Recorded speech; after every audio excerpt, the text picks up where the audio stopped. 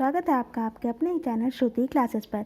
आज के इस वीडियो में हम पढ़ेंगे बोली, उपभाषा और भाषा के बारे में। ठीक है, आज हम इन तीनों के बीच का अंतर समझेंगे। तो चलिए शुरू करते हैं। बोली क्या होती है? एक छोटे क्षेत्र में बोली जाने वाली भाषा बोली कहलाती है। ठीक है, एक छोटे से क्षेत्र में जो भाषा बोली जाती है उसी को बोली कहते हैं। बोली में साहित्य रचना नहीं होती है। ठीक है, बोली में साहित्य रचना नहीं होती है। जैसे कि हमारी बोलियां कौन कौन सी हैं? बुंदेली, खड़ी बोली, अवधी, बघेली, मैथिली, भोजपुरी आदि। ठीक है, ऐसी और कई बोलियां हैं।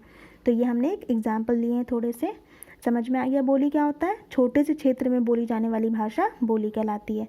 अब देख लीजिए उपभाषा क्या है।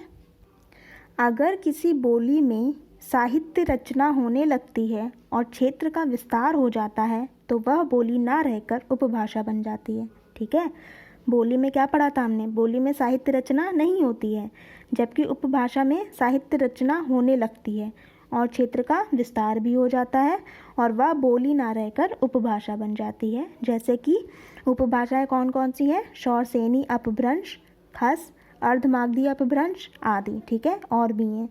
समझ में आ गया आपको उपभाषा और बोली। अब हम देखेंगे भाषा क्या होता है।